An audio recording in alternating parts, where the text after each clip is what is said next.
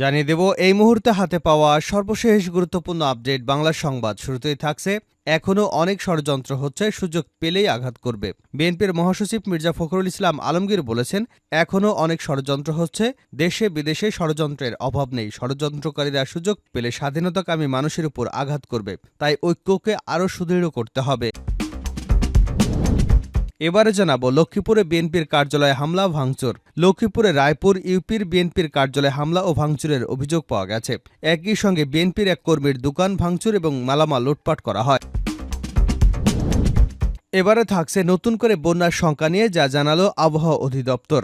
বৃষ্টিপাত কমে যাওয়ায় বন্যা পরিস্থিতির উন্নতি দেখা দিয়েছে। গতকাল শুক্রবার থেকে গরম বেড়ে গেছে। দেশের বেশিরভাগ জায়গায় সর্বোচ্চ তাপমাত্রা গত একদিনে 2 থেকে 3 ডিগ্রি সেলসিয়াস বেড়ে গেছে। আজ শনিবার এমন গরম থাকতে পারে। সঙ্গে দেশের বেশ কিছু জায়গায় বৃষ্টির সম্ভাবনাও রয়েছে। অবশ্য আগামী 2-1 দিনে খুব বেশি পরিমাণে বৃষ্টি হবে না বলে জানিয়েছে আবহাওয়া অধিদপ্তর। জানাবো চাঁদাবাজি নিয়ন্ত্রণে এখনও মরিয়া আওয়ামী লীগ। এখনও চাঁদাবাজি নিয়ন্ত্রণে রাখতে মরিয়া আওয়ামী লীগ এবং তার অঙ্গ সংগঠনের নেতাকর্মীরা। ছাত্র জনতার ভয়ে সরাসরি চাঁদা তুলতে না পারলেও বিভিন্ন মাধ্যমে তাদের উপস্থিতি জানান দেবার চেষ্টা করছে। ঢাকা উত্তরের মিরপুর, পল্লবী, কালশী, গাবতলী, শ্যামলী, কল্যাণপুর এলাকায় ব্যবসায়ীদের সঙ্গে গোপনে যোগাযোগের চেষ্টা চালাচ্ছে বলেও অভিযোগ রয়েছে। এসব এলাকায় চাঁদাবাজি নিয়ন্ত্রণ করতেন যুবলীগের সেক্রেটারি ও সাবেক সংসদ সদস্য মইনুল হোসেন খান নিখিল। ঢাকা উত্তরের বিভিন্ন এলাকা নিখিলের চাঁদাবাজির সাম্রাজ্য হিসেবে পরিচিত ছিল। জানিয়ে দেব আওয়ামী লীগের অভ্যন্তরীণ দ্বন্দ্বে চট্টগ্রামে জোড়া খুন। চট্টগ্রামে নিহত আওয়ামী লীগের 2 নেতাকর্মী ছিলেন হাটহাজারী সাবেক উপজেলা চেয়ারম্যান ইউনুস গনি চৌধুরীর অনুসারী। একই গ্রুপের সাজ্জাদ আরমান সহ কয়েকজনের সঙ্গে আধিপত্যের জেরেই খুন হন আওয়ামী লীগের কর্মী আনিস এবং মাসুদ কায়সার। এ দাবি নিহত আনিসের স্ত্রী অ্যানি আক্তারের। এবং সর্বশেষ জানাবো আন্তর্জাতিক সংবাদ। পুতিনকে গ্রেপ্তারের জন্য মঙ্গোলিয়ার প্রতি আহ্বান ইউক্রেনের। রাশিয়ার প্রেসিডেন্ট ভ্লাদিমির পুতিনকে গ্রেপ্তার করার জন্য মঙ্গোলিয়ার প্রতি আহ্বান জানিয়েছে ইউক্রেন। পুতিনের আসন্ন মঙ্গোলিয়া সফরকে সামনে রেখে এমন আহ্বান জানানো হয় দেশটির পররাষ্ট্র মন্ত্রণালয় থেকে। আন্তর্জাতিক অপরাধ আদালতে গ্রেপ্তারি পরোয়ানা জারির পর প্রথমবারের মতো আইসিসিভুক্ত কোনো দেশে যাচ্ছেন ভ্লাদিমির পুতিন। আগামী মঙ্গলবার মঙ্গোলিয়া যাবার কথা রয়েছে রুশ প্রেসিডেন্টের। এতক্ষণ শিরোনাম শুনছিলেন, এবার বিস্তারিত। প্রিয় দর্শক, আপনি যদি এই চ্যানেলে নতুন হয়ে থাকেন, ভিডিওটি দেখতে দেখতে চ্যানেলটি সাবস্ক্রাইব করে আমাদের সঙ্গেই থাকুন। আর এই ভিডিও সম্পর্কে আপনি আপনার মূল্যবান মতামতটি কমেন্ট বক্সে জানিয়ে দিন। আর হ্যাঁ প্রিয় দর্শক, জানিয়ে দিন ভিডিওটি কোথা থেকে দেখছেন। এখনও অনেক ষড়যন্ত্র হচ্ছে, সুযোগ পেলেই আঘাত করবে। বিএনপির মহাসচিব মির্জা ফখরুল ইসলাম আলমগীর বলেছেন, এখনও অনেক ষড়যন্ত্র হচ্ছে, দেশে বিদেশে ষড়যন্ত্রের অভাব নেই। ষড়যন্ত্রকারীরা সুযোগ পেলে স্বাধীনতাকামী মানুষের উপর আঘাত করবে, তাই ঐক্যকে আরও সুদৃঢ় করতে হবে। শুক্রবার বিকেলে রাজধানীর নয়াপল্টনে বিএনপির কেন্দ্রীয় কার্যালয়ের সামনে আয়োজিত এক সংহতি সমাবেশে সভাপতির বক্তব্যে এসব কথা বলেন ফখরুল ইসলাম। তিনি বলেন, এই প্রথম বাংলাদেশে স্বৈরাচারের অপকর্মের বিরুদ্ধে তদন্ত করার জন্য জাতিসংঘ থেকে একটি দল এসেছে। তারা 2 মাসে যেসব হত্যাকাণ্ড হয়েছে তা তদন্ত করবে। তদন্ত দল যাতে 2009 সাল থেকে হওয়া অত্যাচার, নির্যাতন, নিপীড়ন, হত্যাকাণ্ড, গুমসহ মানবতা বিরোধী সব অপরাধের তদন্ত করে সেই উদ্যোগ নিতে অন্তর্বর্তী সরকারের প্রতি আহ্বান জানিয়েছেন তিনি।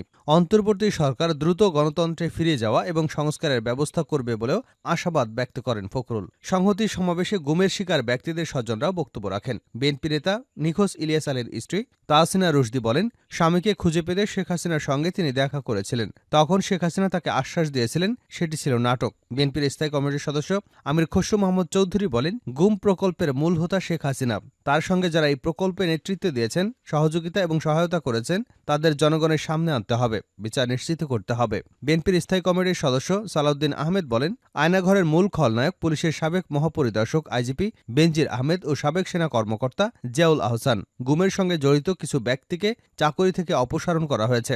এরা এখন ঘুরে বেড়াচ্ছে। তাদের সবাইকে আইনের আওতায় এনে বিচার নিশ্চিত করতে হবে। লক্ষ্মীপুরে বিএনপির কার্যালয়ে হামলা ভাঙচুর। লক্ষ্মীপুরে রায়পুর ইউপি বিএনপির কার্যালয়ে হামলা ও ভাঙচুরের অভিযোগ পাওয়া গেছে। একই সঙ্গে বিএনপির এক কর্মীর দোকানে ভাঙচুর এবং মালামাল লুটপাট করা হয়। শুক্রবার বিকেলে উপজেলার উত্তর চরবংশী ইউপির খাসিরহাট বাজার সংলগ্ন চমকা বাজারে ঘটনা ঘটে। এ ঘটনার প্রতিবাদে সন্ধ্যায় খাসিরহাট বাজারে বিএনপি নেতাকর্মীরা বিক্ষোভ মিছিল বের করে বিচারের দাবি জানিয়েছেন। বিষয়টি নিশ্চিত করেছেন আমার বাংলাদেশ পার্টির কেন্দ্রীয় কমিটির সদস্য গাজী সাহের আহমেদ। তিনি বলেন, শুক্রবার বিকেলে সাবেক উপজেলা চেয়ারম্যান আওয়ামী লীগ নেতা মাস্টার আলতাফ হোসেন হাওলাদারের নির্দেশে তার অনুসারী বিএনপি কর্মী ফারুক কবিরের নেতৃত্বে আওয়ামী লীগ, যুবলীগ, ছাত্রলীগের কর্মীরা উত্তর চরবংশী ইউপির চমকা বাজারে অবস্থিত বিএনপির কার্যালয়ে হামলা, ভাঙচুর এবং বিএনপির কর্মীদের মারধর করে। এ সময় স্থানীয় বিএনপি কর্মী আজহার ব্যাপারী দোকান ভাঙচুর করে ক্যাশ বাক্স থেকে ৩০,০০০ টাকা সহ ২ লাখ টাকার মালামাল লুটপাট করে। স্থানীয় মুদি দোকানদার বিষয়টি বিএনপি নেতাকর্মীদের জানালে তারা কার্যালয়ে পৌঁছাতে হামলাকারীরা পালিয়ে যায়। বিএনপি নেতাদের ধারণা, এ ঘটনায় আওয়ামী লীগ জড়িত থাকতে পারে। ৫ই আগস্ট সরকারের পতনের পর থেকে স্থানীয় আওয়ামী লীগ নেতারা এলাকা ছাড়া হলেও আলতাফ মাস্টার এবং তার ভাই ইউপি চেয়ারম্যান আবুল হোসেন বাড়িতে অবস্থান করছেন। গত ২৪ দিন ধরে খাসিরহাট বাজারে তাদের নিজস্ব কার্যালয়ে আসতে পারছেন না।